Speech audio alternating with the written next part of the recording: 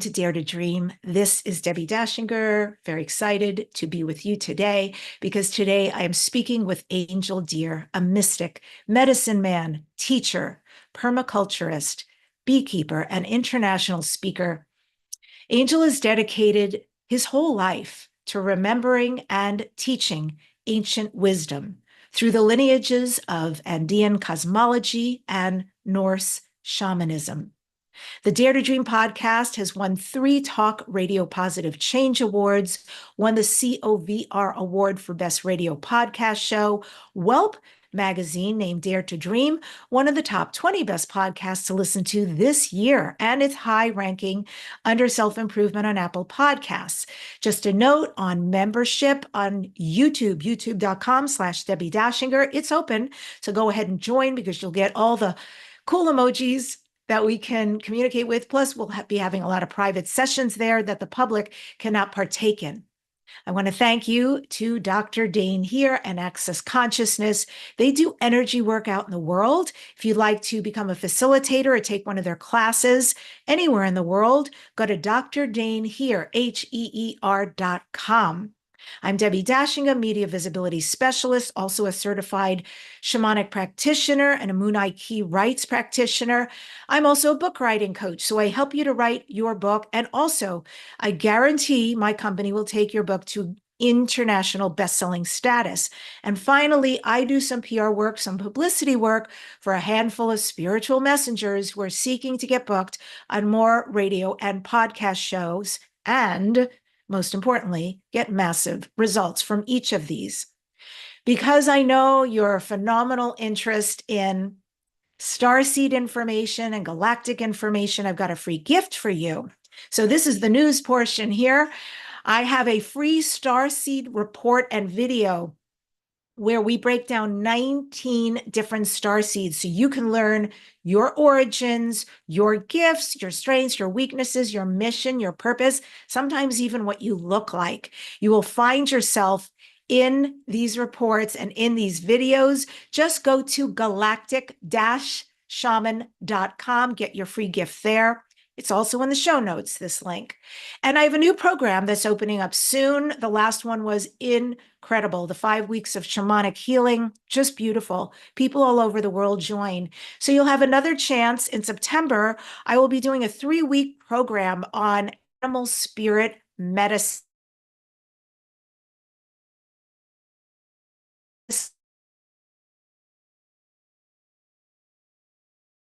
Profound journey with me in the sacred mystical realm of animal beings who've chosen to share their wisdom here on earth. And that's at myvisibility.site/shamanic, also in the show notes, myvisibility.site/shamanic. Well, my guest today is Angell Deer, founder of The Sanctuary, a revered shamanic healing center nestled in the heart of the Catskill Mountains, New York. He's the author of the book, The Sacred Web, The Magical Craft of Your Sacred Shamanic Space. Angell creates a haven for individuals seeking connection with nature and ancient wisdom teachings. Additionally, he serves as the founder and executive director of the New York Bee Sanctuary. Angell reached the pinnacle of corporate success, which was then accompanied by a profound realization that the life he was building was actually lacking meaning. He embarked on a deeper exploration of spirituality and holistic wellness. He was drawn to the ancient wisdom of Andean cosmology and Norse shamanism, and Angell immersed himself and embraced his purpose as a shaman, mystic, and healer. His unique journey has led him to become a sought-after international speaker, sharing his insights on spirituality, wellness, and environmental stewardship. Angell has spoken in front of global audiences at the French Embassy in New York, at Harvard Business School, and at the Parsons School of Design in New York City. You can learn more about him at thesanctuaryheal.com. And with that, I welcome Angell to Dare to Dream. It's so great to have you here. Great to be with you, Debbi. Thank you. Yeah, pleasure. I want to start with your name, Angel with two L's, and Deer, Deer, like the animal. How did you come to acquire those names? There was a long process. Um, Angell was the name of my grandfather, who was a healer, Mm. and it's in reference to the lineage of medicine people, healers in my family. That have come down this line of men every other generation, so that kind of skip a generation every time. And I just added 2L there because L in French language is pronounced like wing, like a wing. So it's like two wings, right? Um, and the family name is my connection to the deer spirit, the deer tribes, the deer animals that has been present my whole life, but which in the last 15 years of my path I've been asked to embody that medicine, to understand that medicine, to remember that medicine. And through many ceremonies and rituals, and finally initiation, I was asked to take that name. So that's my legal name now. That's not just a name I'm using for my podcast or work. Um, and it's a process. I'm still getting constant teachings in how to walk like a deer in this human life, in this body, this two-legged body. What does that mean to carry ourselves from that energy space? Um, and I guess it's going to be a life process to keep embodying the name. Yeah. Uh, What does deer medicine mean? And what does it mean to you? What is the deer and what is its wisdom and its purpose? okay, so we have what, an hour for it? um, the deer is, you know what, there are many teaching. It's a very ancient animal in many medicine wheel and cosmologies. The deer in the Andean cosmology, the cosmology from the Andes, which is where my teachers are coming from, sit in the north direction, and north is the direction of the elders, the ancestors. It's the direction of all our relations ultimately, right? And it's not just the ancestors of this earth, but what came before, right? So that's the antlers, right? Every point on the antlers get you deeper. And the deer has that particularity that it sheds its antler every year to regrow bigger antlers. So it connects us to this aspect of the teaching, the difference between knowledge and wisdom. Knowledge is knowing more. It's filling our mind with, more pages, basically. Wisdom is the not knowing space. It's the space of surrender, of not knowing. And the deer as the age, showing us the way how to do that, to release what we know, to let drop of the antlers in order to grow bigger antlers, more connected antlers, more points. At the same time, he walks on the earth with four legs, two antlers, four legs. So he stay very grounded, very present. And that's how he bring the medicine onto the earth, seeding the medicine in some ways, right? So just by observing it and just understanding that, we can get a lot of teachings. And Does then that there's mean the, then that when you embody deer medicine, that you're basically a conduit yourself, Angel, that you receive the information, but because you are here in the 3D earth, you're able to transmit that, but you're supported by heaven and earth? yeah, it does mean that with the particularity that because there is four legs and only two antlers, that the goal is really to bring the wisdom down, to make sure it's anchored, it's grounded, it's connected to land, to the reality, right, that is here, and to stay grounded, to stay connected. And if you have four legs, you can stay more grounded, obviously.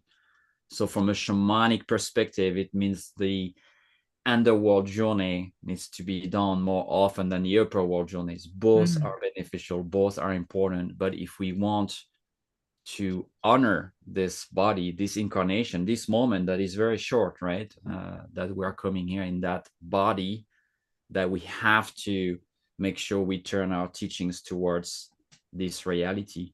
what we're Hmm. witnessing, what is happening, obviously. So we don't rush too quickly to escape this reality. Yeah, yeah. Powerful stuff. You have this wild journey from corporate to who you are right now. And because I understand this path, it is not static. It is always becoming, always unfolding. It's fascinating. And so to go from corporate to shaman, that must have been remarkable. Were there inherent challenges along the way that you faced in the journey? And how did you overcome them? There were many challenges. I think it's mainly challenges, right? The path of initiation, traditionally initiations are very difficult and they potentially are life-threatening in traditional community, right? You are put in situation that potentially you can die physically, but the goal is that you die of the self that you are, right? And because I did not grow up in a culture that really understood that ancient wisdom, it was, I think, even more challenging for Mm, me because I had to find the right elders, teachers, rituals that would support this transformation. And for a long time, I lived a life that was not my life, what was supposed to be. Not saying it was not necessary because I got a lot from that, right. even for today. Uh, but I think it's more difficult when you can just not turn to one an elder that is there and says, "This is why this is happening. This is why you are suffering. This is why you are feeling that way." Even more difficult, I guess, because I was really good and successful in my corporate CEO entrepreneur work. And so those success very often push the big question back in time. They're pushing them further because the suffering is not fully acknowledged because you have also the blessing, of that life. And so it took me a little bit of time to realize that what was meant for me was not what I was living. I had no idea that I would be doing what I do. It's not like I said, I want to become that, right? I had no idea what point B was going to be, but point A was suffering for me, was lacking meaning and purpose. And I had this deep, I guess, knowing or calling, however you call it, since I was very little about the mystical, about the invisible. I always was very connected to it. Didn't do anything with it because it didn't, had space in my life at the time. Um, but I was thirsty for that. I was craving, and I could not find what to drink to feel that until I met masters and teachers and incredible elders that helped me understand where this suffering were coming from. Right? Mm. Did your grandfather participate at all since you received the gift down the line from him? Not really. He was my grandfather never stepped, let's say, as a full time doing that. He always had a corporate life and business life, and he was running many business. But everybody knew in the village where we're from, and in the state where we're from, and even from further away, that he was a healer. Um, he was a very powerful healer. I know he passed away now 7 or 8 years ago, and he could just put his hand on someone and just healed someone in literally a few seconds. It was very simple what he was doing, but very profound. And he always told me since I was little that I had this gift, but I literally had no idea what he was talking about, how to do it. Yeah, I didn't really understand it until way later on in my life. Yeah. Hmm. And so now you practice, you're knowledgeable about Andean cosmology, about Norse shamanism. My lineage is also Andean. And it's amazing that every teacher, now three males and one female, all from Peru, who could, you can't write this stuff. And I wasn't searching for it. And although I have not gone into Norse shamanism, I am really into Vikings and I watch all these TV shows about Mm. Viking history. I'm watching one right now, Viking Valhalla, that is showing the history of Freitas. And so these are very powerful traditions you practice. I know Andean cosmology, it's an in-depth transmission of ancestral wisdom of the ancients, the keepers of the master teachings, and it's mostly sheltered by very high Andean priests, excuse me. The Inca Andean cosmology considers man, nature, Pachamama, Mother Earth. This is a whole. There is no separation. We live closely. We respect. We live in Aini, in reciprocity, and we're perpetually related. How is it for you, Angell, this Andean cosmology and the culture of the ancient wisdom that you studied and remembered? It is, I guess, ultimately a sacred map that saved my life. I think it's a sacred map that can potentially save humanity from itself. um, I've been teaching it for many years now, and I'm still a student where students are all life of those teachings. It's a never-ending quest of understanding. But wherever I am at a crossroad, whenever I'm facing a challenging situation, whenever I'm experiencing a challenging emotion, whatever is going on in my life, I can turn toward that map and see where I am in it and find direction. So it's a little bit saying, well, I'm lost maybe sometime in this world, or I'm lost in my world in there, whatever that is. But then you can look at a different perspective, a timeless perspective, an ancient perspective that's in, well, you're lost in the world you are in, or in this world of yours, but this is where you are on this map. There are a place you are in, there are directions you can take, there are specific prayers and ritual for that place. This is a shadow aspect, this is a light aspect of it, this is what's going on, and this is what you can do, which animal you can work with, which plant you can work with, which kind of ceremony you can do to get you back into the right direction, or let's say a better direction maybe than just spinning your wheels. And for me, that's ultimately what it is. It's a GPS or a compass for the soul. When the soul is lost, that technology, that is the most advanced technology on earth, probably tells you exactly how to go about it. And it's like you said, it's very connected to the earth and to the ancestors, to the mountains, to the river, the sun. It's connected to the corn. It's connected to many, many aspects of that cosmology. And very often, most of the teachers, including my teacher, are people that are farmers, that are land caretakers. They grow corn, and maybe they have bees too, and they work with the plants, right? So they are somehow, interestingly, a little bit like the deer medicine. They are very grounded and very connected to their community and what is happening. And at the same time, the level of the vibration of the teaching that are coming from other realms are quite extraordinary. And I believe that's what I really like about that cosmology, is that it gives you access to a very connected and grounded life. So you're not just, sounding crazy. You're very present, you're very effective, and you're very, you are a big medicine for this world.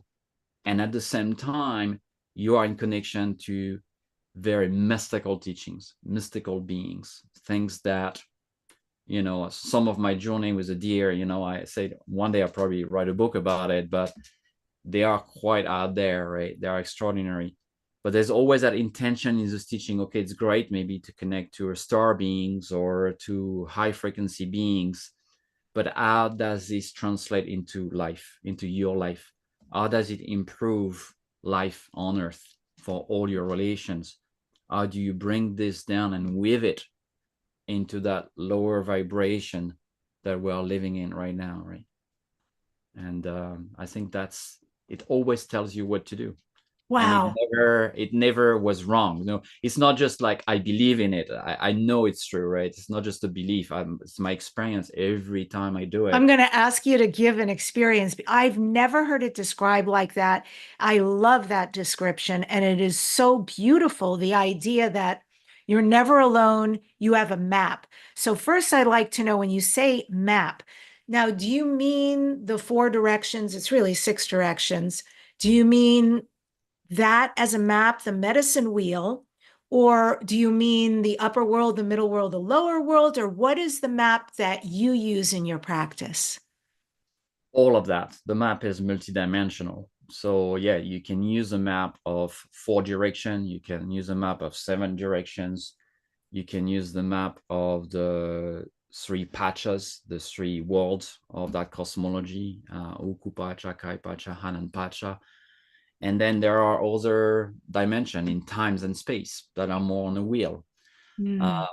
You have the Chakana, which is the ancient Andean cross, which is, looks like a 3-dimensional cross, but it's a 4-dimensional, 5-dimensional, 6-dimensional cross. It has many layers to it.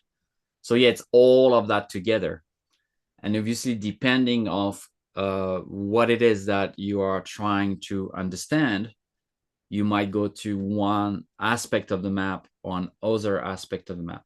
On Google Map where you can do just the 3D, but you can do the satellite view, and you can probably do one with the traffic, right? So it's a little bit like that. You can layers those maps. If you take them separately, they look very different. The 3 worlds and the 4 direction or the 7 direction can feel very bizarre. It's like, well, is there 4 direction? Why is there only 3 world? Where is the fourth one? If there is 4 elements.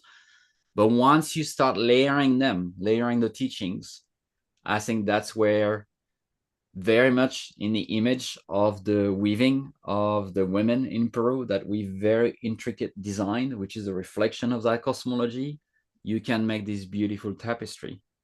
And ultimately, that's what you're doing. You're weaving the tapestry of your life. And Oof. you're weaving that with everyone and everything, seen and unseen, known and unknown.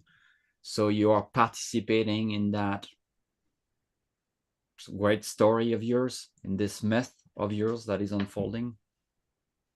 Yeah. So these teachings were transmitted through the huacas, Mm-hmm. are the ancient power temples. And in these temples, there were initiates who were trained and they began their journey, this really long pilgrimage for their own evolution of consciousness and power, because they wanted to reach the Hana Pacha, the heaven. Mm-hmm. Do you feel like you have yourself experienced that? Yes, it's the wakas is one part of the teachers, right? There are 3 families. There's a human family, there's what we call the wild family, and then there are the big forces. The wakas are part of the big forces, but the sun is part of it. There are other aspect of that. And the goal, you mentioned Aini, sacred reciprocity. The goal is living in harmony between the 3 families. And we're using how the other families, the non-human families, relate, communicate, live in sacred reciprocity, to understand how we do not live in sacred reciprocity most of the time. And we use this teaching of this triangle between the 3 families. You see, that's another dimension. There's only 3 here and not 4 or not 7. To see how we can return to that connection to what we can call the universe, God, creator, the mystery, because we are part of it. And I think, we knew that when we were born. We completely connected to that when we were born. But then came a time where obviously we forgot, because of education, because of our family, because of the systems we are living in. And we're on this quest of remembering. Even I just want to finish by that, because even when the teachings are very mystical and seems very, very complex, they feel like home in our belly. They feel like we're just back home. And that's a really good compass to know that it is true wisdom. That is, somehow we've known that, right? We Mm. remember that. Yes, that's really well said. And I resonate deeply with that. For me, shamanism, well, I mean, maybe not the last thing I would have ever expected to show up or be my path, but it was pretty already there in the list, you know? And just this huge surprise and gift for Mm, sure. Life-changing. I would never be here if I hadn't many years ago drunk ayahuasca and had the divine come and give mm, me some information about myself. Massively confusing at the time. But she was so beautiful and gentle, and she was also relentless in mm, imparting this information to me. So much so that when I came back to the States, I was really confused. But I have some really gifted friends who helped me in the beginning, you know, to unearth some of what was going on. And now, I mean, very different, but so beautiful how you described it as this feeling of home. Yes. And this feeling of knowing this some kind of resonance there, this ancient resonance. I think I even read somewhere that we all have a seed of the Inca within us. mhm, So it's maybe not just people like you, where this is a lineage situation and definitely like a destiny path. And somebody like me, like this is so many lifetimes that I have been doing this. And thankfully, you know, this has come up again for me. Life changing, really life changing stuff. I think even people who haven't had these particular callings, there's something there. And there's something so prevalent right now. Why the people high in the Andes are allowing some of this information to come out, why the people all over Europe and the Americas and so forth are really picking up on a lot of this. And you said something earlier which I completely concur with, and I think is an important point. So I want to go back to it. And you were saying, Angel, that these wisdom teachings, actually, these practices, were people to allow themselves to experience them and to use them, that this could end the issues that are facing humanity right now. mhm, Can you talk about that a little more in depth? mm. Well, there are many layers to that, and I definitely, just as a warning, I don't want to say, "Hey, I have the solution to end suffering on Earth," right? That would be very presumptuous. Um, but those teachings, yeah, we call them Inca, Andean, and they come from certain tradition, but ultimately they are universal teachings. They come from the deep observation and connection with nature and the spiritual world. Mm. And the spirits, they might look a little bit different depending where we live, but there is a universal force behind it. And those teachers and elders that have brought this teaching, they say, well, those are the ancient instructions for humanity. They don't say it's ancient instructions for the Incas or ancient instructions for Americans or whatever, right? They are universal teachings. Our society today, at least most of the Western world and most of our societies, live very far from those instructions because we have disconnected ourselves from the natural world. We think we are separated somehow. We have very often disconnected ourselves from the spiritual world, as at least an authentic and honest connection to it, not something we've learned or been taught, something that we really experience. And we have also lost much longer, even for the Western world or European world, right? A very long time ago, the more pagan animist traditions, thousands of years. But we evolved with that for tens of thousands of years. So it's present in our DNA. So we're a little bit like a zoo animal. We living in this cage, which is the system, which is the world we have created. We experience depression, discomfort, addictions, pain, anger, you name it. And we don't really know why, because we're kind of born in the zoo. We have forgotten that we are the wild animal. We have forgotten our Mm. nature and our essence. Mm. And then the zookeepers, or whatever you want to call them, which are the political system, the systems that are in place, are telling us, no, this is it. And we are going to make the cage a little bit bigger, and we are going to change that, and we are going to change your food. We're trying to, bring things into the cage instead of looking at what is blocking us from feeling, from being alive, from relating, from connecting, from loving. And unless we break the cage, unless we break that, we're always going to repeat, because we're creating a new cage, but it's still a cage, right? So those cosmologies, they tell us this is not life. Life doesn't work that way. And if you don't follow, in fact, the original instruction, they tell you you're going to experience 4 kind of emotions. You're going to experience anger first. There's a lot of anger. It's an imbalance in the fire. Mm-hmm.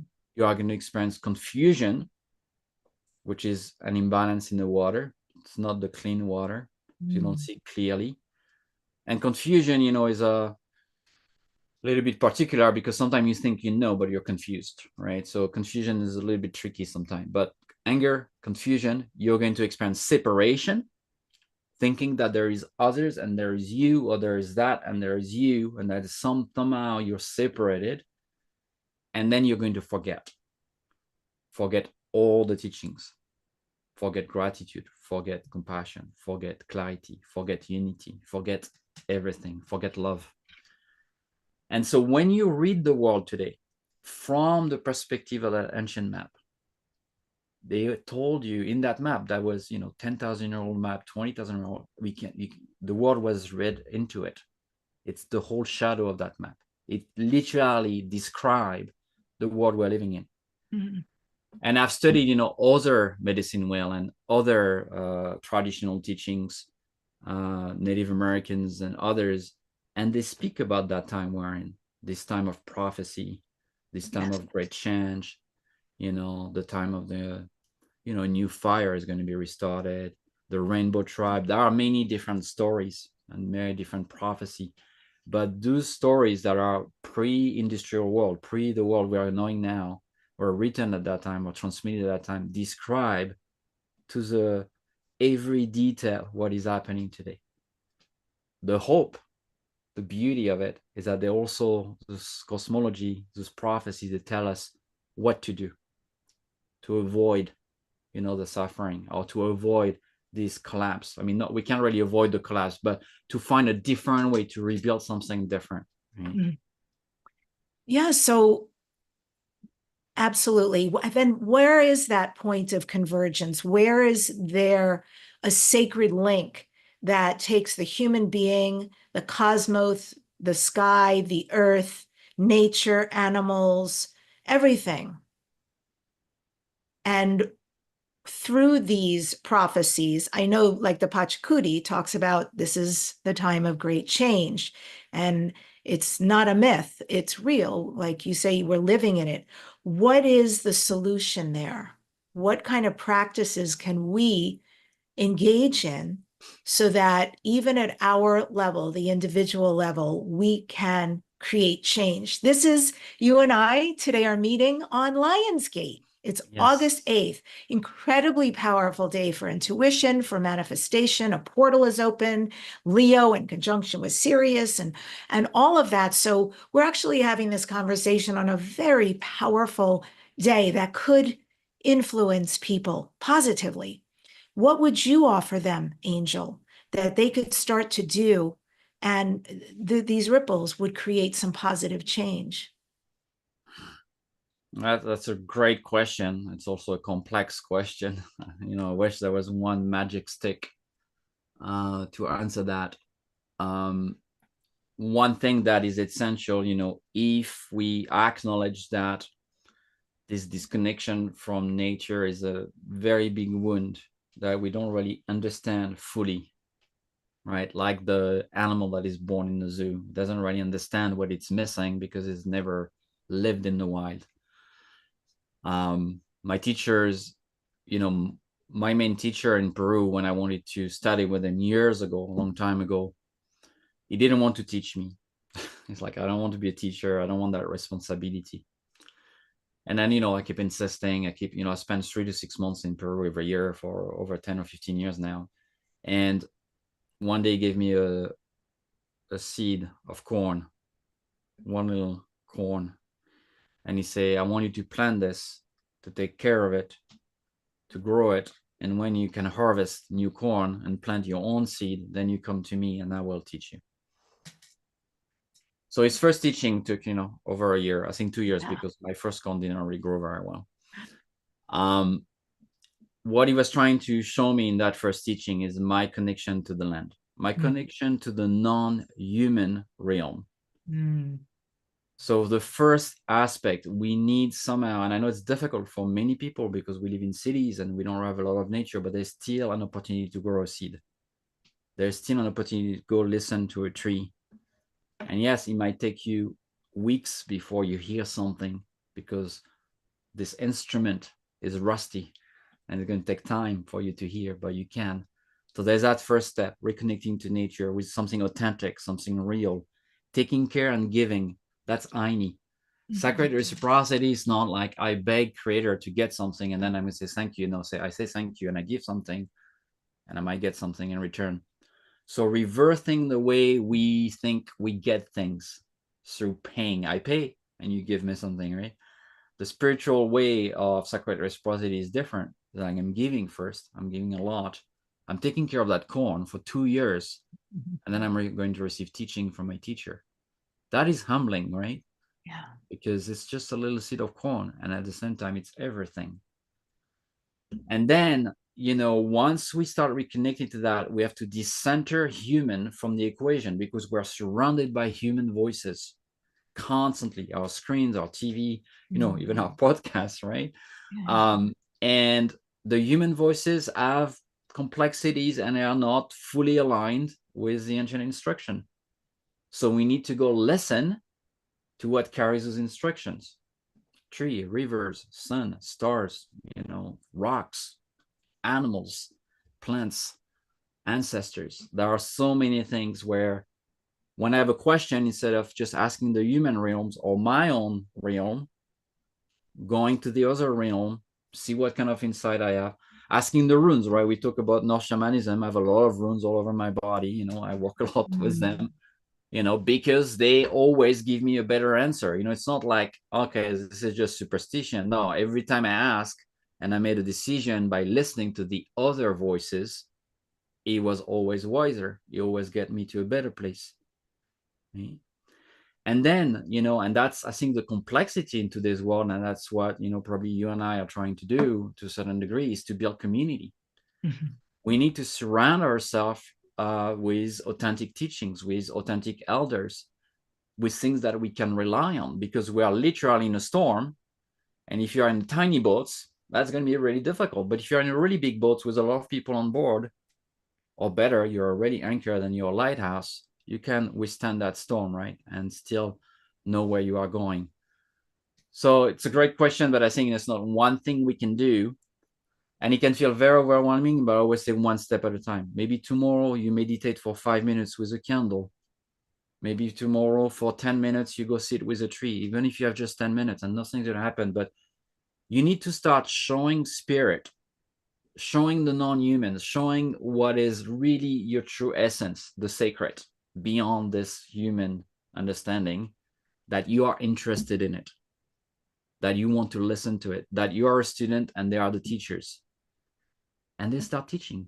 It's always going to be. But if you don't make the step, or if you think, no, I'm just going to read 6 more books and going to 20 more workshops. I mean, some are great. Listen, I teach workshop, I wrote a book, right?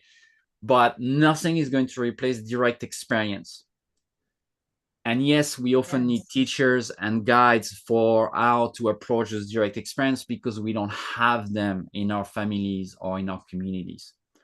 So it's a bit of a mix, but shamanism ultimately is a path of self-transformation, self-revelation.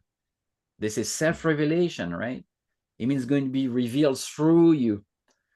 So you can learn many, many books about shamanism. It's very, trendy now. There's thousands of books, but nothing is going to teach you like a tree. Yes. Like a river, like a star, like your own ceremonial experience. That I know that for sure. Oh my God, so true.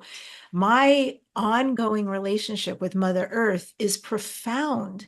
And in the beginning, it was just go in the backyard, put your feet in the ground, let your roots go into Mother Earth, and just be with her, just nest with her, connect your heart with her heartbeat. And then I would just do my shamanic practice. And then whatever was coming up for me, I would bring to the experience, and I would ask questions. I would give and say, what do you feel about this or think about this? And I would get these amazing points of view I would have never considered. And it Mm, was a bit twofold. One was, Debbi, here's some wisdom. Take this. And the other was just this really being held and seen. mm, And now, I mean, she is a living entity to me. She is absolutely as though it was a person or a spirit that I was involved in. mhm, She means so much to me. And I'm deeply grateful for that relationship. So, everything you're saying, what's beautiful is how simple it is.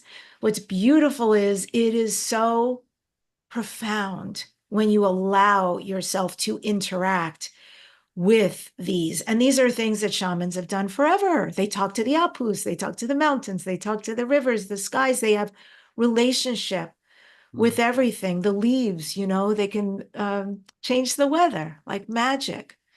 And that is a big piece of Aini and of mm, changing, of creating. I've even spent time with the lower world, the Lord of the lower world. And I know some people have very interesting experiences when they go there.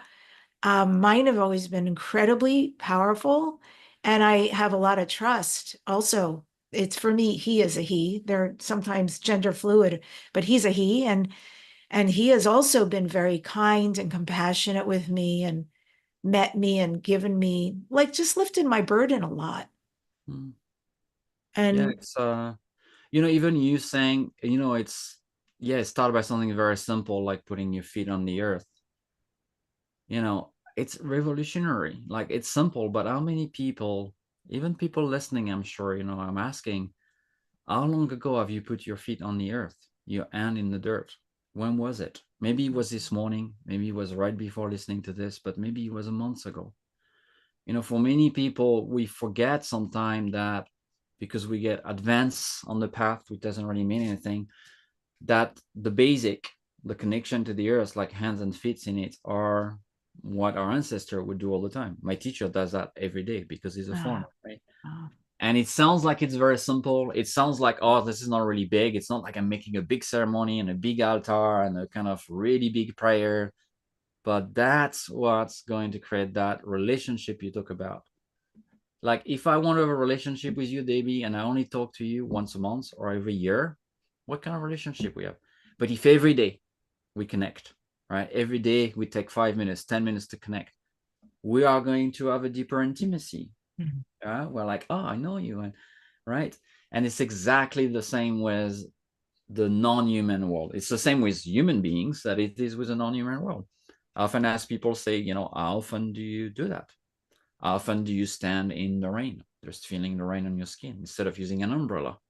What was the last time you really felt that? Mhm. Things that seems like, okay, it's just standing in the rain, it's just putting my feet on the ground, but it's literally the first connection.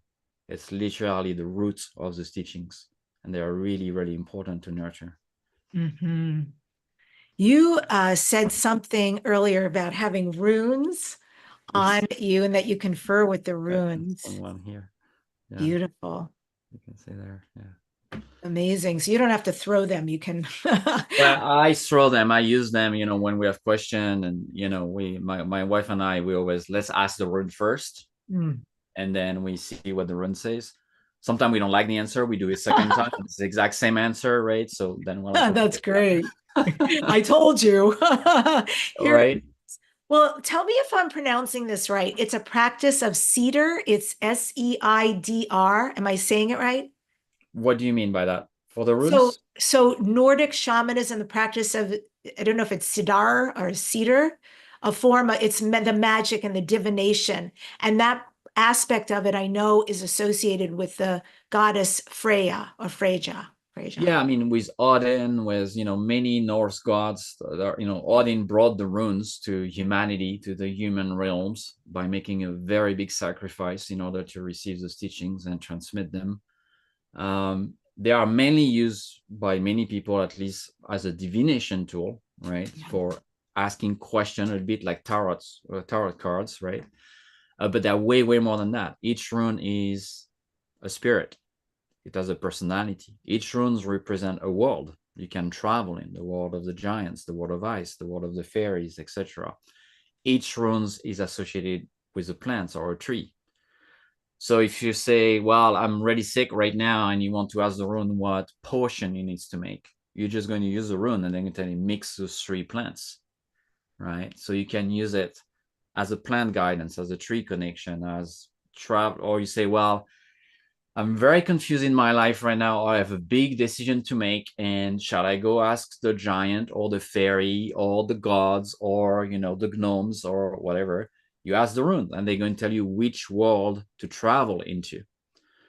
So there are many, many layers to it, and I have an extraordinary teacher that I learned from, started, I don't know, more than 10 years ago.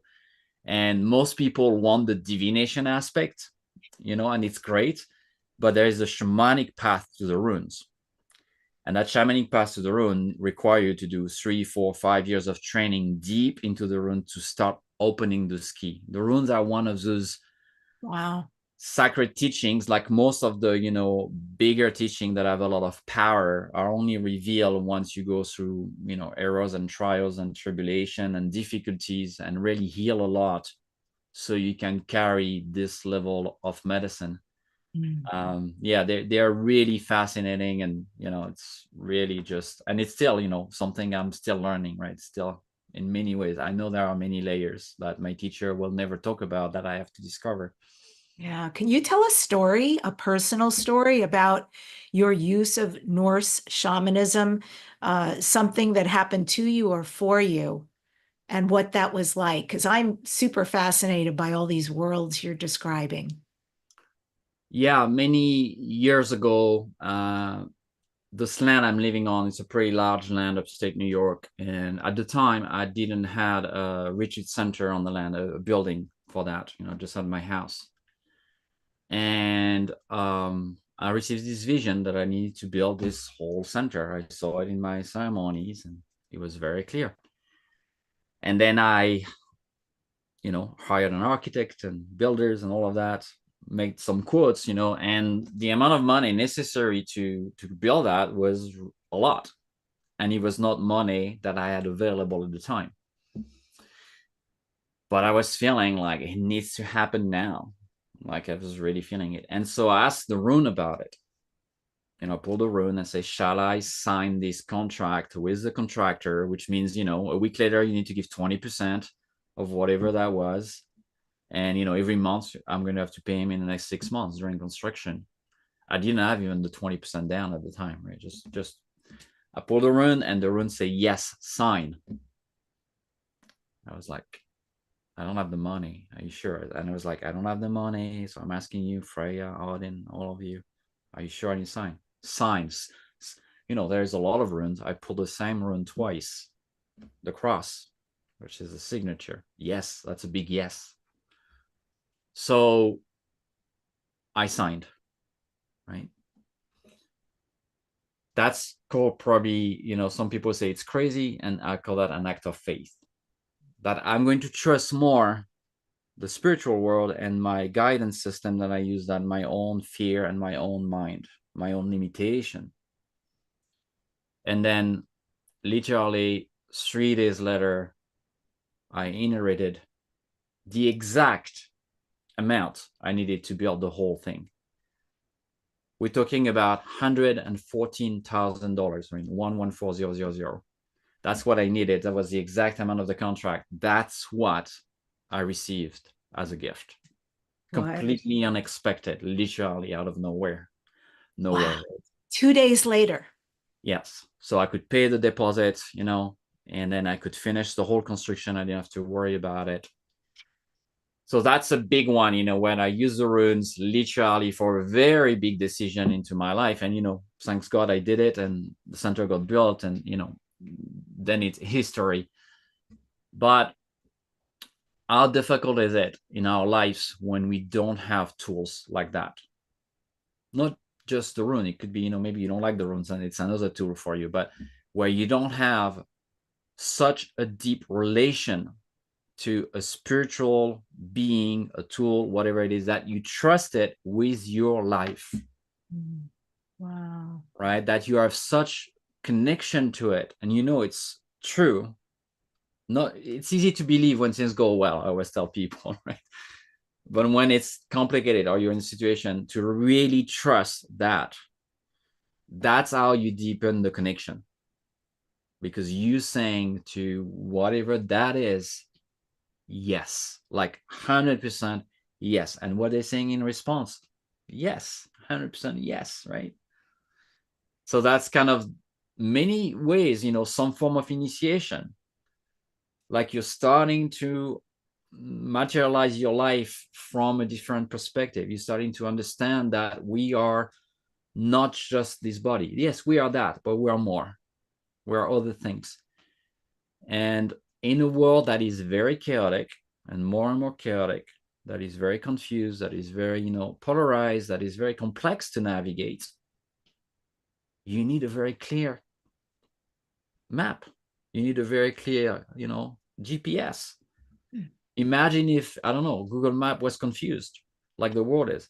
Or turn right or maybe left, I don't really know, right? But that's a little bit the wisdom we're listening to, right? But That the would be funny a thing is big that, problem. right, but we all trust Google Map or GPS in our car, but we don't trust spirit. That's how we have fell into the power of the technology god, as I call them, or the other gods, right? They're still entities. They're still, spiritual. There's still something moving, their energy moving in there, but they don't have the knowledge of what's created this whole universe, what created your body, what's beating my heart right now. And I'd rather trust the one that created my body because it seems pretty incredible, if you ask me, in terms of technology, right? So we have to shed all of that, right? All those beliefs to get to this depth of connection ultimately. You keep bringing up practices, and great story that you told. That is like signing X, I'm in, and 401k plan. Thank you. That is so miraculous and beautiful. Also, your book, ta-da. I want to talk a little bit about the sacred web that I read, because one of the things you say in this book is sacred space needs consistency. Spirits need to know who is there. And as you're writing this, as my teacher elder often shared with me, so if we keep changing the altar, the spirit needs to know who is there, or more importantly, what we are praying for. Can you explain that more deeply? Well, first, I like that you probably picked up on the one thing that's important in the book. I mean, there's a lot of good stuff, but I think this is the one thing. If you consider the altar, your sacred space, however it's designed, there are different traditions, as the internet or the window into the other world. You are on that side, there is an altar, and on the other side is spirit.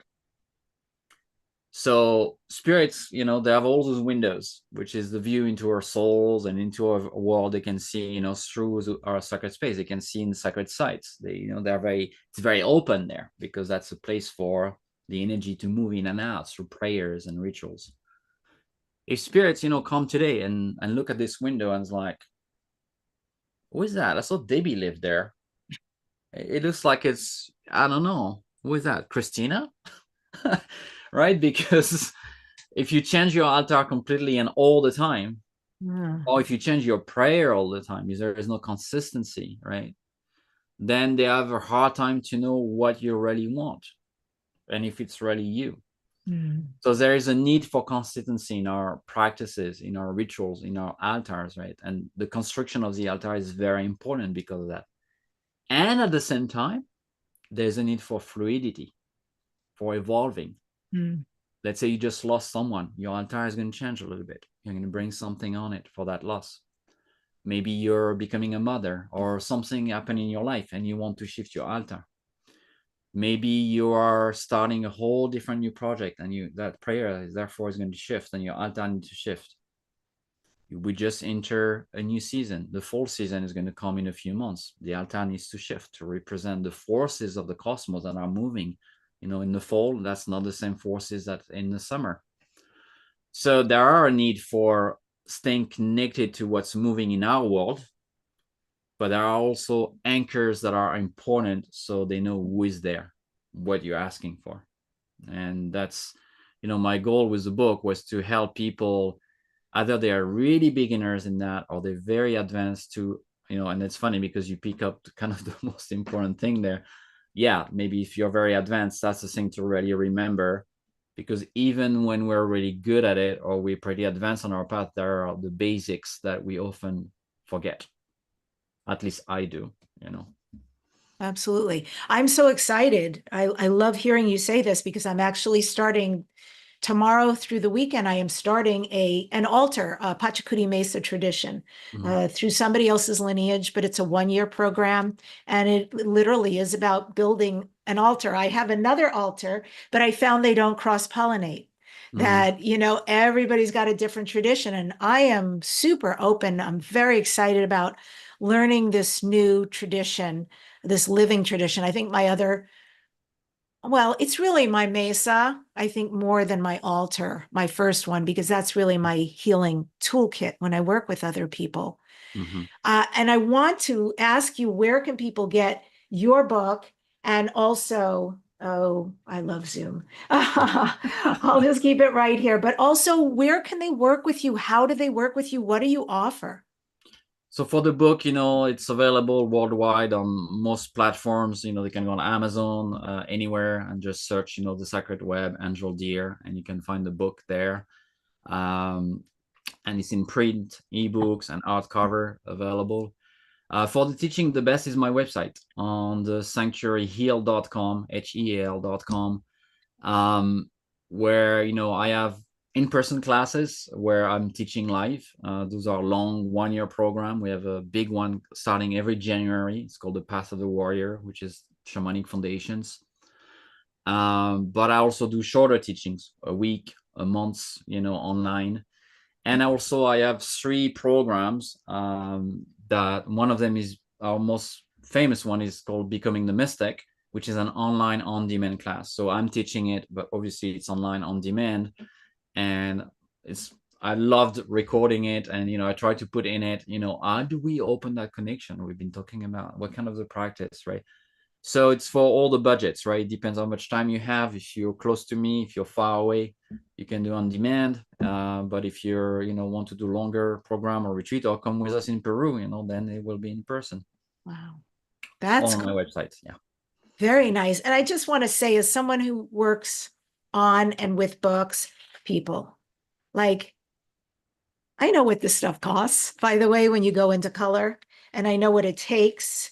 It's a beautiful, beautiful book, right? So there's not just beautiful information, but I mean, you really took, and I'm sorry for the invisible book here and there, but I just wanted to show people it's Yeah. Thank stunning. you. Yeah.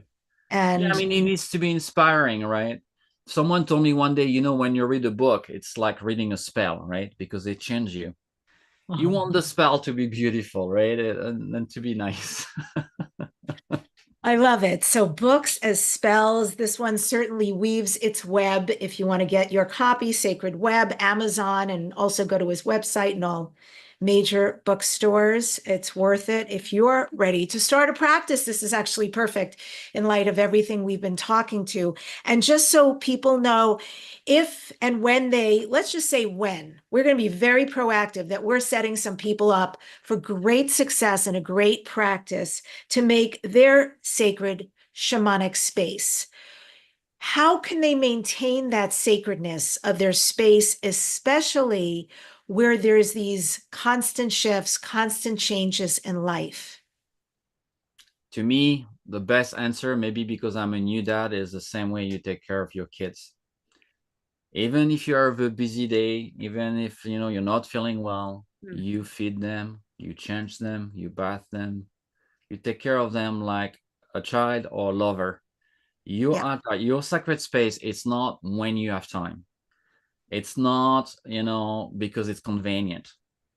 It's a relationship to a living entity, to something that is going to give you more in your life, probably than anything else you've ever met or you will ever know.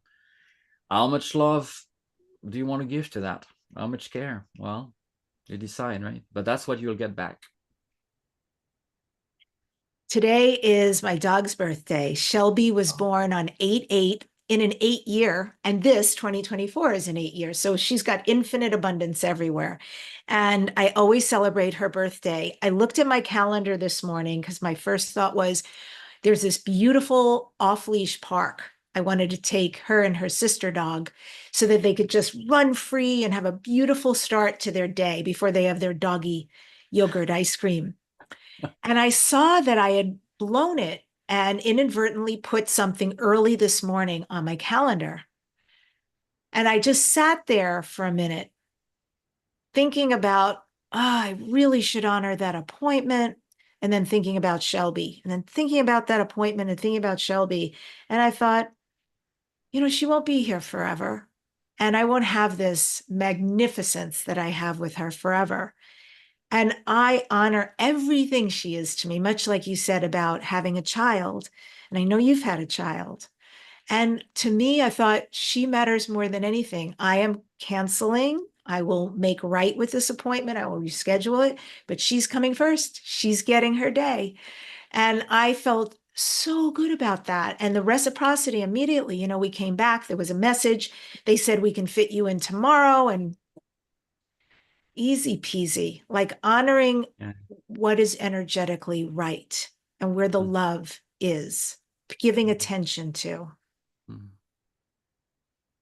That Beautiful. also is a practice that would change the world. Yeah, we are a sacred being, Ultimately, the most important ceremony is your life. That's the one ceremony. The other ceremony are little reminders. And so it doesn't mean we're going to be perfect. Sometimes we're not going to be good, in fact, at keeping this mind sacred or action sacred. But we need to remind ourselves that's really what we're here for. Walking in sacred way, remembering the sacred in us, and opening it to the world. And Angel, this is Dare to Dream. What do you next dare to dream? What are your future dreams and goals? Well, I have a really big project. I can't really share about what it is yet for next year. That might radically change my life, my offerings in beautiful, beautiful way. And we're in the baby step. It's funny. He was born almost at the same time as my daughter 3 months ago, like the idea and the vision. I think she brought that with her for me as a gift in our life. Um, so I'm looking for ways, ultimately on how can we spread this wisdom wider while staying grounded, authentic, humble. It's always we have to be careful. What are we really chasing here? Um, and my goals have always been that in regards to the land, in regards to my clients, in regards to the work that I do. But I think for a long time in my life, I haven't dreamed big enough. And people will say, "Oh, your life is amazing," and I say, "Yeah, but we're kind of infinite beings where there is so much potential." And I know that everything we manifest start in the mind and in the invisible. So if my thoughts are, oh, I can only do this, that's what I'm going to manifest, right? So I'm starting a project which is a big dream, a bigger dream. Uh, and that's what, I'm glad you asked that today because it's a good day to kind of speak it out for the first time beyond my wife and I. So it's out there now. And yeah, we'll start where the map of this cosmology tells me to start, which is in the unseen, in the prayer space, in with the one that creates, really, with the one that brings things to us. Uh, in that cosmology, we don't beg, we are co-creator, and remembering that something wants to create with me. That's why I have visions. It's coming from somewhere, and I want to help that. So staying in touch with that, and the best of my ability, I guess. Wow. Maybe we'll talk in a year and, we're like, remember, Debbi, we met on the Lions Gate? Well, it happened. I see that already as being true for you. The world needs this information. The world needs who you've chosen and allowed to come through you. I honor who you are, Angel, and the work you do. Thank you so much for coming on the show. Thank you, Debbi. Hmm. And folks, if you would like to check out more about him, go to his website at thesanctuaryheal.com. And I'm going to end today's show with this quote, something I saw in one of Angel Deer's social media posts from Merlin the Wizard. There will come a day when you will understand that the whole universe lives within you. Then you will be a magician. As a magician, you do not live in the world. The world lives inside you. When this happens, you will begin manifesting instead of attracting, and you will realize that you lack nothing. You just haven't yet seen within you what you are looking for. If you've enjoyed this episode, if you learned something today, consider following the show. Subscribe to this on your favorite platform, or most important, leave Dare to Dream with Debbi Dachinger 5 stars and a good review on Apple Podcasts or Spotify or YouTube. Really helps a lot, and it means the world to me. Reviews, ratings, followers, subscribers.